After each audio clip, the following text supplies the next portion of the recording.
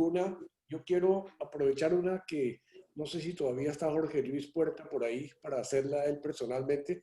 Me dijo que se tenía que ir, pero que quería preguntar cómo influyen los capitales negros o criminales en el sector. Francisco Tumi es el que más ha trabajado este tema desde los años 90. Él llegó a estimar que en la época de Pablo Escobar y del cartel de Cali, la tercera parte de las inversiones en el sector venían del cartel de Cali o de Medellín, es decir, de narcotráfico. Más recientes investigaciones de Francisco Tumi indicaba también que las exportaciones de coca o de marihuana, indicaba Francisco Tumi, equivalían a la tercera parte de las exportaciones colombianas. O sea que si Colombia exportaba 30.000 millones de dólares en aquella época, 10.000 eran de esto. Sabemos que no sabemos si fue bluff o qué de Pablo Escobar, que en algún momento dijo que pagaría toda la deuda externa colombiana. En fin, es algo muy difícil de determinar. Lo que sí hemos podido saber es que en Cali manejaron la economía inmobiliaria y llegaron a ser dueños de bancos, pero estamos hablando del año 94, y nombraron un presidente, como ustedes lo saben, fue Ernesto Samper, a pesar de que él dice que fue a sus espaldas. Ya en años más posteriores, pues estas estadísticas no están muy claras, pero los últimos datos que ha trabajado Carlos Gustavo decía que los trabajos que ellos conocieron en el Banco de la República es que podía asumirse que podíamos estar llegando al 10% de la economía externa. 10% de 60.000 millones, 50.000 millones son 5 a 6.000 millones de dólares, que invertidos en finca raíz es bastante plata. Ok. Todavía no veo ninguna mano, pero voy a aprovechar que tengo la palabra y yo quería hacerte una pregunta. La pandemia ha cambiado completamente el modo como opera el comercio y tú hablaste de las estadísticas de establecimientos comerciales, etcétera.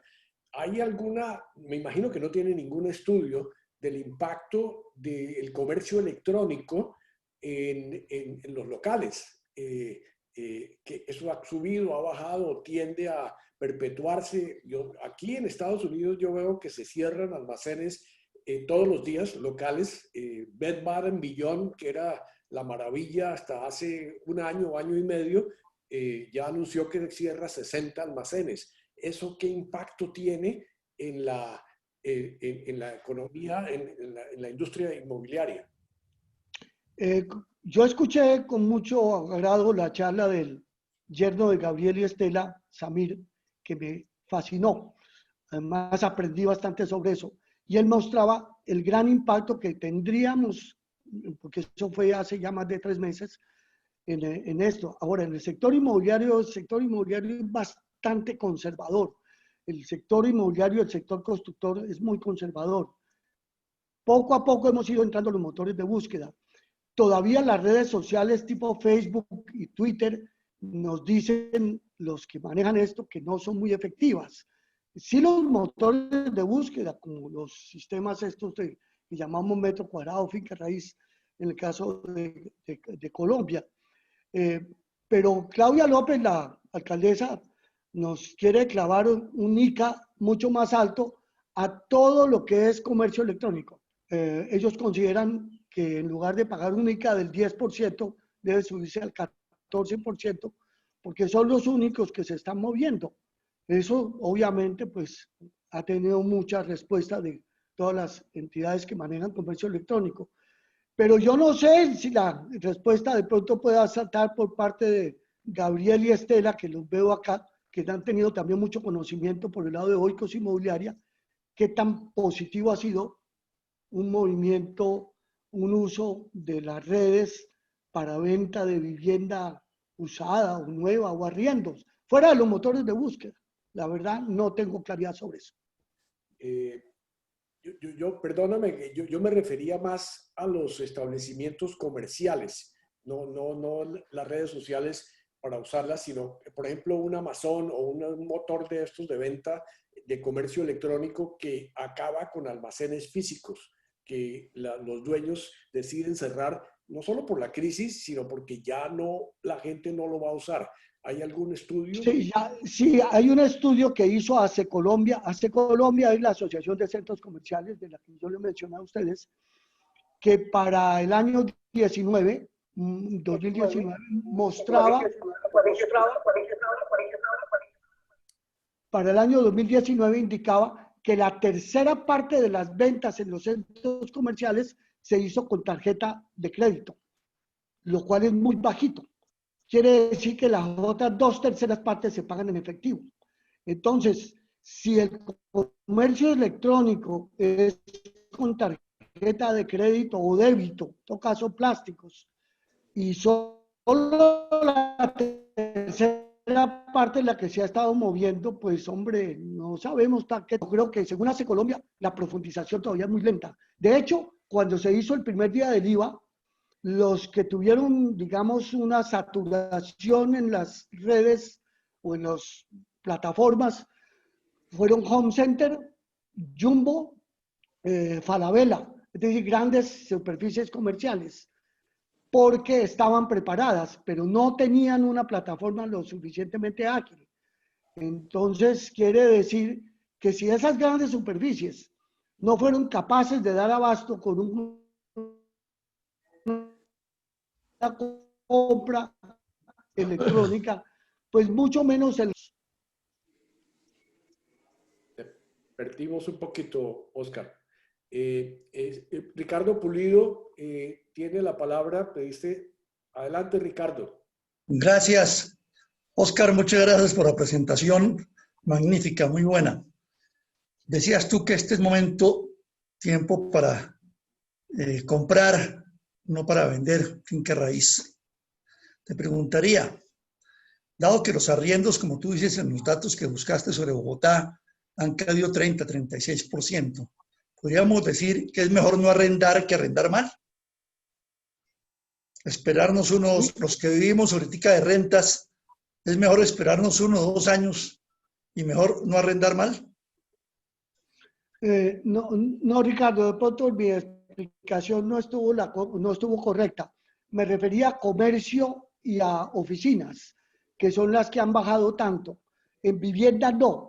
En vivienda no bis, los arriendos han tenido que hacer un arreglo por el COVID de más o menos un 20% de rebaja, pero no en todos los casos. Pero sí se está dando demanda por vivienda en arriendo en el estrato 3 y 4. La bis, toda la que se saque a arrendar, se arrienda. Pero el estrato 3 es vivienda de 300 millones en Bogotá y el estrato 4 es vivienda de 500 millones.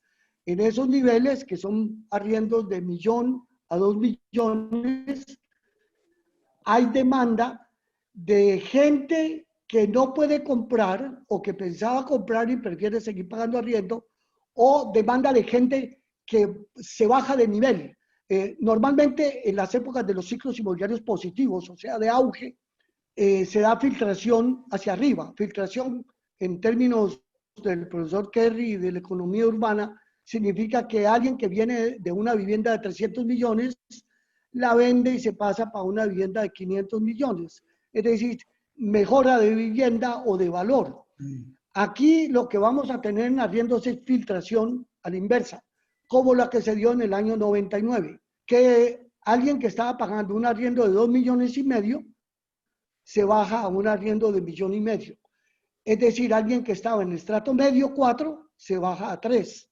Por supuesto, no tiene con qué comprar. Entonces, si yo quiero comprar hoy vivienda para arrendar, preferiblemente 3 y 4. Las 5 hasta 700 millones, que es una vivienda de 3 millones, 3,5 la arriendo,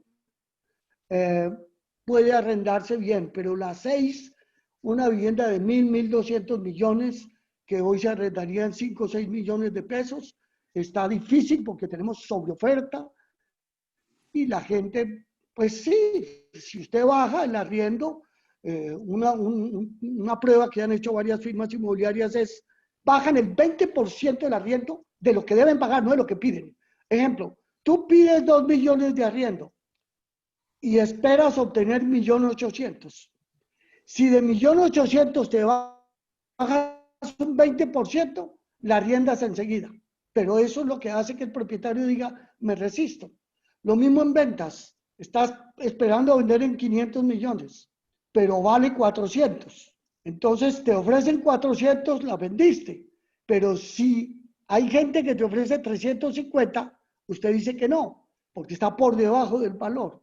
Entonces yo te respondería, Ricardo, que comprar oficinas y locales y bodegas hoy no es bueno, ni para arriendo, ni para venta, para reventa quiere decir, porque se demora el mercado en recuperarse. Se va a demorar el mercado de oficinas, está muy restringido por el teletrabajo, el de comercio muy restringido por los problemas de los centros comerciales y vacancia, bodegas por la gran sobreoferta que teníamos en el año 19 y hoy las industrias no están necesitando más, y vivienda de estrato 6. Pero de 5 para abajo, por lo menos de 4 y 3, sí sigue siendo bueno el negocio. De hecho, hay algunos fondos inmobiliarios que estaban invirtiendo mucho en oficinas y comercio y ahora se están volteando a comprar vivienda de 3 y de 4. De BIS no les interesa mucho porque tienen algún temor de arrendar masivamente en el estrato BIS, más por la parte jurídica. Pero yo diría que sí, que todavía las alternativas son positivas y sobre todo si esperamos un poquito más. Si alguno de nosotros va, si hoy tengo 1.000 millones, yo no compro una vivienda de 1.000, ni oficina, ni local. Un local y una oficina de 1.000 es poquita cosa. Una vivienda también es poquita cosa en Bogotá. Pero si yo tengo 1.000 millones, compro 3 apartamentos de 350. Esos 3 los arriendo rápido, porque hay demanda para ese nivel. Normalmente la renta, Ricardo, está hoy en el 0,5 mensual, en el 0,4 para los estratos altos, en el 0,6 para la BIS y en el 0,5 mensual para los estratos medios, bajos y medios. El problema de Bogotá es que mientras en cualquier otra ciudad del país el impuesto predial es equivalente a un canon de arriendo, en Bogotá el impuesto predial es equivalente a 2 cánones de arriendo. Entonces está muy golpeado Bogotá por los impuestos. Gracias, Gracias. Oscar. Silvio Zuluaga tiene la palabra. Adelante, Oye, Silvio. Oscar, excelente presentación. Un saludo. Tengo la pregunta. ¿Eso implica esta situación inmobiliaria que los ingresos para los municipios van a bajar y en particular para una ciudad como Manizales va a estar muy afectada? ¿Tienes datos sobre eso? Sí, en este estudio que se hizo para el Banco Mundial que mencioné ahora, se está calculando que, a ver, hablemos de, bueno, tú conoces bien Manizales, nuestra tierra, aunque tú eres de Anserva, pero te hemos adoptado en Manizales, a la familia Zuluaga. De hecho, Manizales es una de las ciudades más pilosas, juiciosas en el manejo del predial. El predial, el ICA de Manizales es mayor que el de Pereira, siendo Pereira una ciudad más grande, porque Pereira y Armenia han sido bastante desorganizadas en ese manejo. El valor catastral de Pereira es más bajo comparado con el comercial que el de Manizales. Las ciudades que tienen posibilidad de mantener, el ICA de Manizales va a caer, el ICA de Bogotá va a caer. El ICA, recordemos como lo decía al principio, ICA y predial son el 80% de Manizales y de Bogotá en ingresos tributarios. El otro 20% son vehículos, tableros, semaforización y otras cosas, impuesto a la gasolina, eso para tributos. El resto es el situado fiscal, lo que antes era el situado fiscal, que es la plata que se elegida de la nación por el IVA para educación, salud y demás cosas. Pero digamos Manizales o Armenia o cualquiera, Anserva, tu ciudad, o aún nuestro Bogotá, va a ser afectado por el predial, más por el ICA que por el predial. El ICA se espera que caiga en Bogotá un 20% en el año 20 y un 10% frente al año 19. Y en Manizales no sé cuánto, pero sabemos que deberá ser afectado el ICA. El predial no creo, yo creería que el predial no, porque Manizales no tiene un catastral tan elevado como el de Bogotá, tan elevado comparado con el valor comercial de los inmuebles. Entonces sí van a ser afectados todos nuestros municipios. Por algo el Banco Mundial está trabajando esto en todos los países de América Latina y en el caso colombiano esta semana, el lunes, nos reunimos con los directivos de planeación nacional con estos resultados, porque pues ahí ya viene qué directrices va a adoptar planeación nacional con préstamos de Findeter y otros préstamos del gobierno nacional para solventar la crisis de los diferentes municipios. De hecho, Bogotá ya se anticipó presentándole al Consejo de la ciudad un endeudamiento. Bogotá es una ciudad que dentro de la regla fiscal tiene capacidad para endeudarse hasta por 18 billones de pesos. Hoy están pidiendo 10 billones, gracias a que Peñalosa no gastó, Petro no gastó, y todos los últimos, y pues Samuel Moreno la robó, pero el hecho es que sabemos que en los últimos periodos administrativos tuvimos poco gasto. Entonces, Samuel Moreno, perdón, Petro y Peñalosa no alcanzaron a hacer el gasto que dejaron presupuestado. Entonces, hay capacidad de endeudamiento y esa capacidad de endeudamiento se la están pidiendo al Consejo que sea de 10 billones de pesos. Ojalá sea bien invertida. ¿Por qué? Porque va a caer el predial, porque no podemos cobrar valorización. Fíjate una cosa, Silvio, Manizales es una ciudad que cada alcalde que ha subido entra con un paquete de valorización a cobrar. Manizales, Medellín y Bogotá son ciudades que casi cada 4 años nos cobran valorización. Otras ciudades como Armenia, Pereira, Bucaramanga no cobran tanto. Entonces Manizales no va a poder cobrar valorización, porque es que aquí el tema no es solamente si se puede hacer jurídicamente, sino si se puede hacer políticamente. Aquí no es solo capacidad de pago del contribuyente, sino capacidad política para el gobernante. Gracias, Oscar. Gabriel Díaz. Adelante, Gabriel. Gracias, muy amables. En primer lugar, felicitaciones, Oscar, porque la conferencia estuvo extraordinaria y supremamente didáctica. Con respecto a lo que tú decías sobre la venta virtual de vivienda nueva, sí se ha mejorado muchísimo. Nosotros antes no teníamos prácticamente ninguna venta en ese sentido. Hoy estamos vendiendo un porcentaje muy alto, más del 30% en vivienda virtual, o sea, por intermedio de mecanismos virtuales. Yo quería preguntarle una cuestión. La construcción se ha activado relativamente rápido, bien, pero ¿cuándo se normalizará en su totalidad? ¿Será muy optimista pensar que en el primer trimestre del año entrante ya esté normalizada las ventas en construcción nueva? Gracias, Gabriel. Un saludo para ti, para Estela y tu familia. Lo que se conoce por los datos del Ministerio de Vivienda y tú que lo conoces también por Camacol, es que no estamos a plena marcha en licencias de construcción. La BIS que estamos reactivando con los subsidios es apenas el 20% en condiciones normales de la actividad edificadora de una ciudad. O sea, estamos reactivando el 20 o el 30% y el otro 70% en metros cuadrados, no en unidades. En el otro 70% en plata y metros cuadrados es oficinas, locales, bodegas, estrato medio y alto, o sea, no BIS. Entonces, el volver a tener ese otro 70% funcionando bien, pues se nos puede demorar hasta el año 22 o 23, porque la demanda está muy asustada. Aquí hay dos tipos de demanda que tenemos en las oficinas, comercio y naturalmente vivienda media y alta. La que compra para inversión va a estar demorada en reactivarse para invertir en una oficina y arrendar. Y se nos puede demorar todo el año 21. El 20 ya se pasó, entonces todo el año 21 va a ser difícil. Entonces, pues seguramente en el 22, 23 veremos. Yo creo que esta crisis va a ser corta, de unos 2 a 3 años, como la del 89-90 o la del 82-85. No larga como la U que se dio entre el 96 y 2001. Ojalá no lo sea así, pero seguramente vamos a tener una recuperación. Además, tú sabes que estamos preparados en el sector constructor y la banca para una crisis, cosa que no estábamos preparados en el 96, para esa crisis que se dio.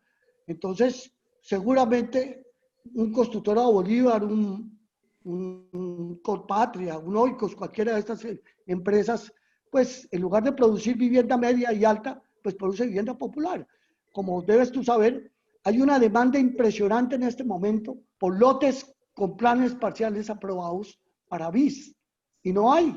Bogotá no tiene, Mosquera no tiene, Funza no tiene Barranquilla, porque los planes parciales se demoran mucho en ser aprobados. Esta mañana hablaba con uno de las directivas de Camacol, Cundinamarca, que están tratando de promover con la alcaldía unos foros o reuniones a propósito del POT sobre el tema de los planes parciales. Y la gran preocupación que tiene Camacol, Cundinamarca, pero igual la tiene Camacol, Barranquilla y Cali, es que no hay suelo listo para vivienda popular.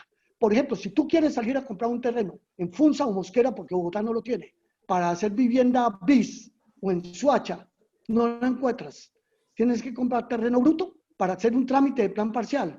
Y tú que ya has vivido lo que son esos trámites, no solo en Bogotá, sino en estos municipios que además son corruptos, tremendamente corruptos, sabes lo que es hacer una aprobación de un plan parcial.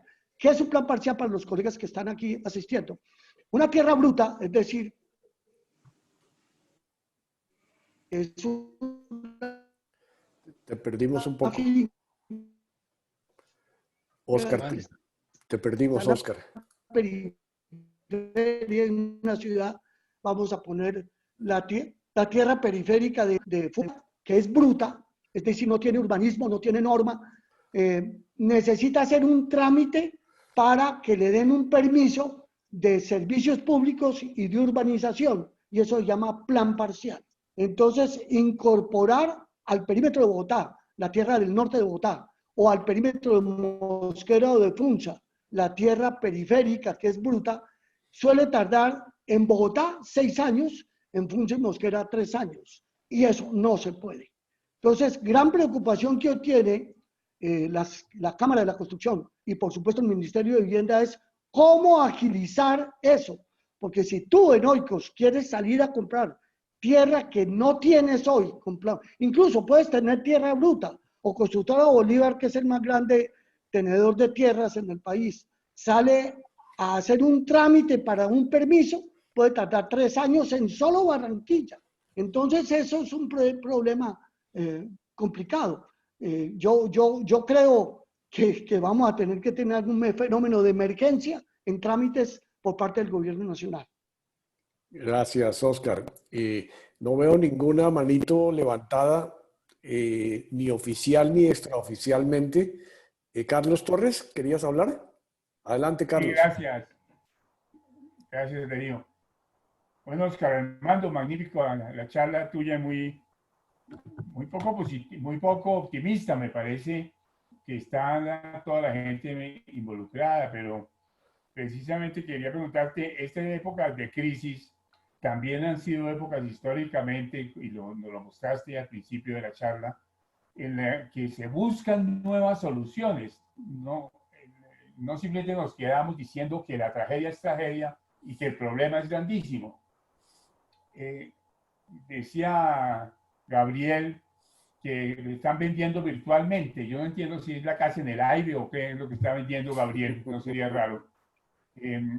Pero realmente el país no se está moviendo hacia una solución de ese problema de parálisis, porque hay una diferencia con las otras crisis, y es que en las otras crisis destruyeron la banca o destruyeron las empresas, se quebraron, etc. En cambio, en estas, en un gran porcentaje, le echaron llave, está pasando ya el momento de abrir la llave, pero todo sigue ahí, la tierra está ahí, los permisos están ahí, lo que se venía haciendo está ahí. ¿Hay algunos planteamientos innovadores tratando de sacar al país de la parálisis que nos has mostrado? No, Carlos, yo no soy así de pesimista, tal vez dejé una mala impresión. Lo que yo estaba diciendo es que la economía no va a caer durante 5 años, sino aproximadamente por 2, que es lo que ya hoy están diciendo de Desarrollo, ANIF y las otras entidades, y que en el sector inmobiliario vamos a tener una recuperación para el año 22, o sea, una crisis. Las crisis normales que tuvimos anteriormente fueron de 3 años, esta debe ser de 2, y la crisis más profunda fue la del año 99, que fue de 5, y esta va a ser de 2. Simplemente esperar 20 y 21 para una recuperación en el 22 no es mucho. Yo creería que, como tú lo dices, la oferta está lista, la capacidad de producción, pero como bien tú lo sabes, el fenómeno más complicado es la confianza del inversionista. Los datos de Fedesarrollo muestran una desconfianza para invertir. Del público en general le da susto. Se necesita que poco a poco salgan del susto de la cuarentena y comiencen a invertir o en empresas o en lo demás. Y por eso no mirarás que ni el gobierno, ni Fedesarrollo, ni ANIF, ni Camacol salen a decir que estamos en un problema. Pero es que estas reuniones de amigos, entonces entre amigos no vamos a decirnos mentiras. Vamos a tratar de decir que todo va a mejorarse, vamos hacia una recuperación y que seguramente el momento es oportuno para comprar y para invertir. Yo lo veo así. Como lo dijo Gabriel, la BIS es increíble. Nos decían de Seguros Bolívar, perdón, de Constructora Bolívar y de Amarillo y de otras empresas que están vendiendo mucha BIS por internet. Es increíble que los estratos populares de las diferentes ciudades están comprando virtualmente, como lo dijo Gabriel. Obviamente el estrato más alto también compraría, pero ahí está más frenada la venta. Yo sí creo que tal vez la versión no es que las cosas están tan complicadas. El gobierno está haciendo lo que puede. En el sector nuestro nos está dando 200.000 subsidios, sacó normas sobre temas de arrendamiento para ayudar y bueno, estamos revolcando. Acaba de venir el tsunami. El tsunami fueron 4 meses de cuarentena. Después del tsunami estamos recogiendo los escombros y volver a reconstruir, que es lo que se está reconstruyendo en este momento en el país. Este segundo semestre, o esto que falta de estos trimestres, estos meses que faltan, seguramente sabremos cómo quedó la crisis económica en el país.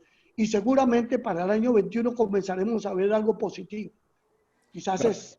Gracias por tu apreciación, porque tal vez yo pensé que había sido optimista, pero les dejé una visión muy pesimista. No era mi intención. Excelente, Oscar, excelente. Humberto Sánchez, adelante. Gracias, Darío. Oscar, muchas gracias por la charla, muy instructiva, a pesar de que no estoy en esos terrenos de la inversión y construcción, pero me preguntaba, pues las crisis que tú presentas en el análisis, esas crisis han tenido como causas muy distintas a la que nosotros estamos viviendo ahora, que la causa de una pandemia. Entonces, quería preguntarte si de la pandemia del siglo pasado, de hace 100 años exactamente, hay algunos registros de cómo se comportó la economía y cómo se recuperó, que nos puede indicar que esto pueda ser parecido. La verdad, Humberto, un gusto saludarte.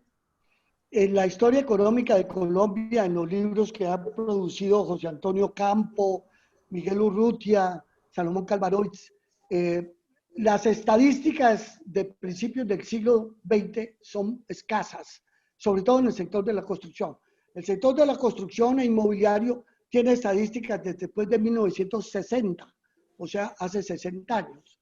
En tanto que en 1918, que fue la pandemia anterior, lo único que hay es algunos datos de la economía agrícola. Esto era un país agrícola, y lo que se sabe en la historia económica de Colombia es que en 1923 vino la plata que nos pagaron los Estados Unidos por el Canal de Panamá, la indemnización del Canal de Panamá. Como ustedes recuerdan, la historia económica de Colombia, Panamá se separa de Colombia mediante un proceso ahí inventado por los gringos, y nos quedan debiendo la plata de la inversión que invirtió Colombia en el Canal de Panamá, porque Fernando Lesseps, que había iniciado el trabajo de Panamá, pues había invertido una plata pagada por el gobierno colombiano. Se quiebra Fernando Lesseps, pero el gobierno colombiano también pierde su plata. Entonces, en sus reclamaciones, no había ONU, no había nada de esa, ni Banco Mundial para reclamar. Se llega a un acuerdo bilateral en 1919 o 20, y el acuerdo bilateral es que nos pagarían un dinero, en este momento no recuerdo cuánto fue, pero equivalía a las exportaciones de 3 años. Entonces, si nosotros en este momento llegáramos a hablar de que las exportaciones son 50.000 millones, es como una indemnización de 150.000 millones de dólares. En ese entonces, eso le dio una bonanza muy buena al país a partir del año 23. La pandemia fue en el 18. Entonces, no hay un registro de qué pasó. Lo que recordamos en términos de análisis de la economía después de la Primera Guerra Mundial es que lo que hicieron fue comprarnos, porque nosotros éramos exportadores de bienes, digamos, minerales o agropecuarios, igual que pasaba con Argentina y Uruguay, que exportaba trigo y carne, y durante la Primera Guerra Mundial no se pudo exportar sino a Estados Unidos y a los países que estaban en contra de Alemania. Entonces, Colombia exportaba mucho a Alemania, a Austria, que fueron los países en ese momento los que perdieron la guerra, y no tuvimos mucha oportunidad de exportar entre el 14 y el 18. Eso lo dicen estos análisis. Ya para el 18 se abren las compuertas exportadoras, volvemos a obtener dólares y luego vienen en el 23 los dólares del Canal de Panamá. Entonces podemos hablar que hace 100 años fue auge económico. En el año 30 sí se da la crisis, que es por la crisis de la bolsa de Nueva York. Y pues de ahí para adelante es la historia que yo ya les acabo de contar. Entonces, realmente no tenemos una historia muy, perdonen que aquí se me perdió lo que yo estaba mirando en la pantalla. No tenemos una historia tan vieja. Realmente no es muy conocido lo que hay de esa época. Humberto. Gracias. Yo estaba hablando, no sé si se perdió, Darío. No, se entendió perfectamente. Silvio Zuluaga pidió la palabra. Adelante. Oye, Oscar, una pregunta. ¿Qué tan avanzados estamos aquí en tecnologías de la construcción? Porque aquí enfrente del edificio nuestro, el año pasado empezaron un edificio de 8 pisos y apenas van en la placa 7 de la obra negra apenas. Uno cuando oye y ve lo de China, uno dice están más avanzados. ¿Qué tan avanzados estamos aquí en tecnología de la construcción? Y hablemos ahora solamente de las viviendas, pues de edificios, no de puentes y otros tipos de construcciones. Capacol hizo muchos estudios sobre ese tema en las décadas del 70 y del 80. Los santanderianos fueron las firmas líderes de tecnología constructiva, según esos estudios. Recordará, Gabriel, a Julio Carrizosa, al sistema Utinor, bueno, todos esos sistemas que nacieron primero en Santander y luego se regaron por el país. Muchos de esos sistemas obviamente se utilizan hoy, pero uno les escucha a los constructores, es decir, porque una cosa es un promotor, que es el que compra la tierra, contrata el constructor y hace el desarrollo, y otra cosa es el constructor, que es el que pega los ladrillos. Entonces, los constructores pegaladrillos son muy eficientes en nuestro país. No tienen nada que envidiar a los mexicanos, ni brasileños, ni chilenos. El lío colombiano es el trámite. Trámite para conseguir el suelo con permisos, trámite para conseguir con el banco los créditos, se vende trámite para conseguir el subsidio y la subrogación. Casi que me decían en Constructora Bolívar y en Marval, que son las más grandes firmas del país en términos de ventas de inmuebles nuevos, que por los años 80 ellos tenían 2 ingenieros por cada comercializador. Hoy tienen 2 comercializadores por cada ingeniero. Es decir, hoy tienen más gente en trámites de ventas, tramitando créditos, tramitando subsidios, tramitando ventas, tramitando papeles, que ingenieros pegando ladrillos o pegando hierro. Y allá, Gabriel se los puede decir. Gracias, Oscar. Qué maravilla. Bueno, no veo ninguna manito levantada así. Sí. Juan José Correa, adelante, y después Marlio. Juan José, adelante. Tienes que liberar tu micrófono. Ya. Sí, ahí sí. Oscar, felicitaciones, hombre. Fue magistral tu exposición. Muchas gracias.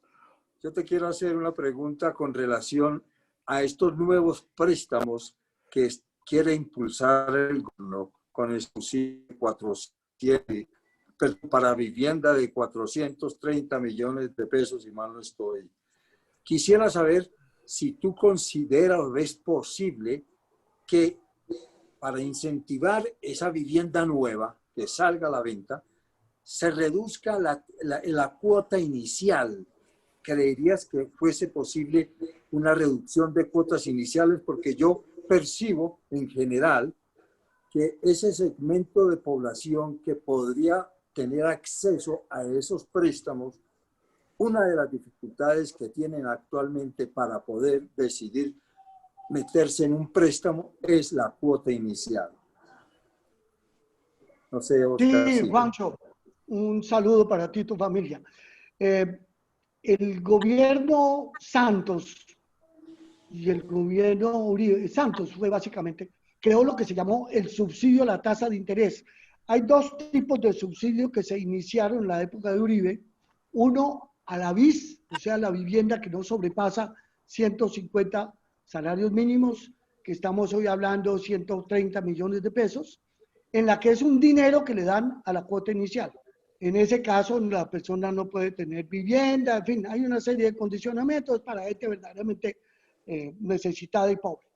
Pero de los 130 o 150 millones hasta 430 millones, que es un estrato medio en unas ciudades, y en el caso de Bogotá puede ser 3 o medio bajo, porque una vivienda en Bogotá es más cara que en Pereira, por ejemplo, se dio un subsidio a la tasa de interés. Es decir, si la tasa de interés es el 11% anual, esa era más o menos la que teníamos en la época de Santos, está muy parecida a la de hoy, me dan un subsidio de 3 puntos. Es decir, en lugar de pagar el 11, pagabas el 8 durante todo el periodo, durante los 7 primeros años. Pero entonces era a la tasa de interés.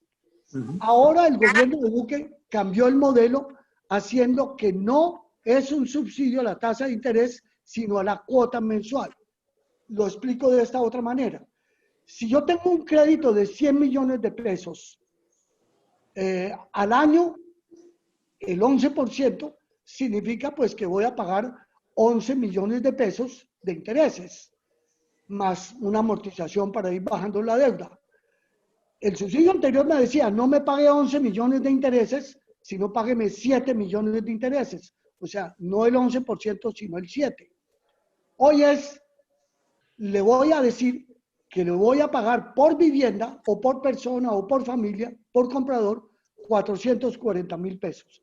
Entonces, si su cuota mensual es por una vivienda de 100 millones, más o menos la cuota mensual son 1.200.000 mensuales, dependiendo del sistema de amortización. Entonces, digamos 1.200.000 mensuales menos 440, pues me baja a 800. Eso es un subsidio importante y es durante 7 años. Es decir, 12 meses, 7 años. Eso es más significativo que el modelo anterior. Pero si usted obtiene un crédito de 200 millones, a una vivienda de 400 le pueden prestar 200, entonces la cuota le va a quedar en 2,5 millones mensual, 2,200, 2,5. Bajarle 400 no es muy significativo. Entonces, puede que sí le sirva, puede que no le sirva. Entonces, a quien más le sirve es al que menos crédito tiene. Dicho en otras palabras, si yo voy a comprar una vivienda de 400 millones de pesos, hoy en día, este subsidio no es para el que no tiene vivienda, es para cualquiera.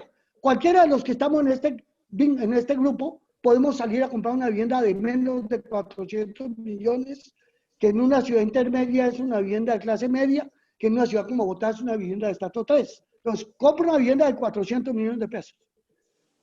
Aportemos el máximo personal, porque es que a esta edad nuestra, carajo, seguir debiendo es una mamera. Porque pues, es decir, eso simplemente para heredárselo a mis hijos, no tiene, o a los yernos, no tiene sentido. Entonces, si yo lo compré completa, 400 millones, listo, todo el arriendo es mío. Pero si quiero tener el subsidio es una buena alternativa. Pero no me meto en 100 millones de crédito, perdón, de 200 millones de crédito, sino en 100 o en menos crédito, 80 millones, algún crédito. Con algún crédito usted obtiene 440.000 mensuales. Y ya entonces usted lo que tiene es un subsidio a usted, a su familia, un subsidio para nuestra vejez, llamémoslo así. Entonces, sí es buen negocio en ese sentido. O sea que es una alternativa interesante para cualquiera de nosotros, pero no invertir en un crédito superior a 100 millones de pesos. Es un pensamiento que, pues, es un análisis que le hemos hecho a muchas personas, pero puede que cualquier otra persona considere que de ninguna manera me voy a meter en los trámites de un crédito y un subsidio, porque eso también es un trámite bastante molesto. Además, viene el seguro del crédito, que para la edad nuestra es complicado. Entonces, de pronto, más bien la compro en nombre de mi hija. Hay muchas otras fórmulas de hacerlo. Claro, claro. Gracias, Oscar. Muchas gracias. Marlio Gómez y después Edmundo, y creo que son las dos últimas preguntas. Marlio, adelante. Bueno, buenas tardes para todos. Oscar, una presentación brillante. He tenido una experiencia espectacular y quería a ti y a los nuestros reunidos hoy hacerles una pregunta, y es sobre la vivienda destinada para el descanso y la recreación, la parte de la hotelería. Anteriormente, en la época de esplendor, cualquier persona en un destino turístico importante alquilaba su casa de alojamiento mediante una actividad informal. Hoy en día los hoteles están totalmente desocupados. ¿Cuál es el futuro de ese uso de esa tierra? Y para nosotros, los que estamos ya pensionados y jubilados, les tengo una oferta muy especial. Le pido perdón que abuse de este medio, pero les tengo una casa en Villa de Leyva de más de 200 metros cuadrados, desocupada, lista para que pasen ustedes allá unos días, su vivienda y su descanso. Gracias. Mario, yo no conozco mucho de hotelería, pero sí te puedo decir que de segunda vivienda, o sea, la finca de descanso, ha tenido repunte en esta época. Esta época es esta cuarentena. Comencemos por la venta de vivienda, no segunda, sino vivienda, en Chía, Cota, Río Negro, Puerto Colombia, Cerritos, Pereira. La gente está rechazando la densidad. Eso está haciendo que se cambien los POT, planes de ordenamiento territorial. Uno de los puntos críticos del nuevo POT de Bogotá que hoy está planteado es que tienen que reformarlo, porque ya el COVID demostró que las localidades que más densidades tenía son las localidades de mayor transferencia de la epidemia. Pero el tema no es tanto por el tema de la epidemia o Ministerio de Salud, sino porque la demanda no se quiere ir a edificios densos. El estrato bis y medio bajo le toca comprar en edificios densos porque no encuentra dónde más. Pero el estrato medio alto o el alto sí tiene las posibilidades de comprar en Chía, Cajicá, Puerto Colombia, bueno, en fin, en las zonas digamos, más suburbanas. ¿Cuánto dura eso? No sabemos, pero hoy se está vendiendo muy bien en Chía y Cajicá, lo nuevo y lo usado. Hablo del caso de Bogotá, pero igual en el Valle de Río Negro. Pero fíjense que no es segunda vivienda para descanso, es vivienda para irse, teletrabajar y venir de vez en cuando a la ciudad. No es la vivienda de Ricaurte, de Melgar, de Girardot, de Arapoima. Sin embargo, lo pueden ustedes averiguar, la mayoría de nuestra gente, pues digamos del estrato medio y alto de Bogotá, por ejemplo, o de Medellín, durante esta pandemia se fue a su segunda vivienda. Mesa de Yegua está llena de gente en este momento, Anapoima. Yo estoy en este momento en mi finca que queda por la mesa y ya llevamos mucho tiempo aquí y no quiero volver a Bogotá. Pero la mayoría de la gente que se fue a su segunda vivienda, pues ha encontrado que el teletrabajo era fácil, que no era tan complicado, que no es necesario regresar a las oficinas. Entonces yo sí diría que la segunda vivienda no va a estar en crisis, depende. Ya de ahí a la parte del hotel no estoy muy seguro, Mario, pero Villa de Leyva, entre otras cosas, ha tenido buena demanda por gente que se quiso ir a vivir durante la pandemia para allá. Demanda por arriendo, quiero decir, no sé si para compra. De manera que vamos a tomar tu cuento, a ver si de pronto conseguimos a alguien de inquilino para ti. Vale. Sí. Bueno, un yo inquilino por 2 o 3 años me voy a vivir allá. Yo soy Oscar, casi Darío. leibano, tú sabes. Sí, Oscar. Yo me tengo que retirar para una reunión ahora a las 5, pero tú tenías planes de dar la palabra a Edmundo, si te parece. Adelante, para que cerremos Edmundo, la y reunión. lo más rápido que podamos. Lo más rápido que puedo es, en primer lugar, decirle a Oscar que desafortunadamente, por razones también de mi trabajo, tuve que ausentarme y entonces después la escucharé en la grabación, primero.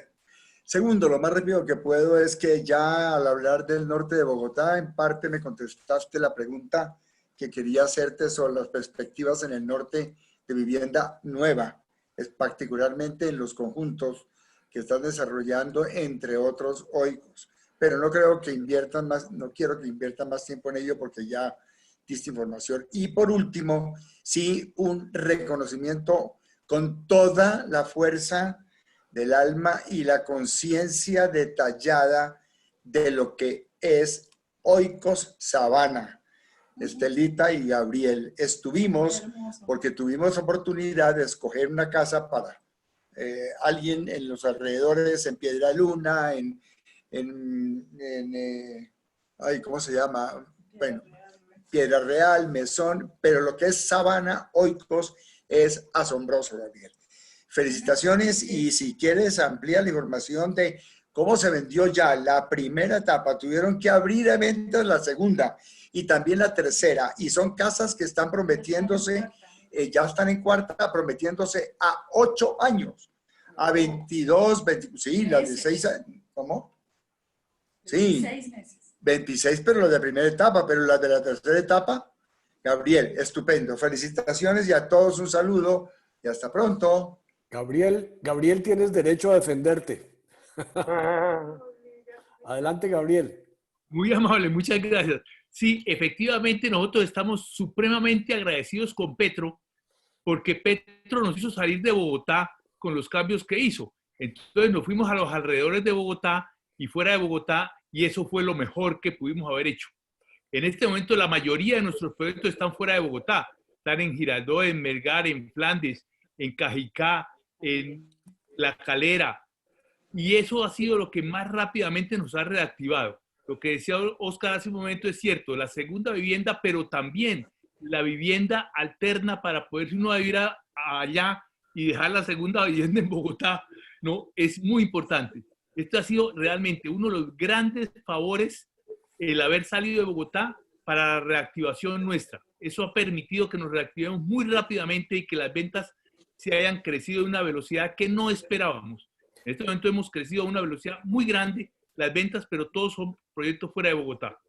Muchas gracias. Gracias, Gabriel. Ramiro Valencia me había pedido un minuto antes de terminar para una propuesta. Adelante, Ramiro, y disculpa, Oscar, si nos demoramos un poquitico más. Ramiro. No, pero Oscar se puede ir porque después yo le cuento. Bueno, si quieres, No, Oscar, dale, Ramiro, yo ya les avisé que me esperaron. dale. Ah, bueno. No, miren, es una propuesta interesada. Hace 25 años, un poco más por algún aspecto, he tenido un dilema. Pues a mí me tocó vivir en primera fila toda la época del narcotráfico en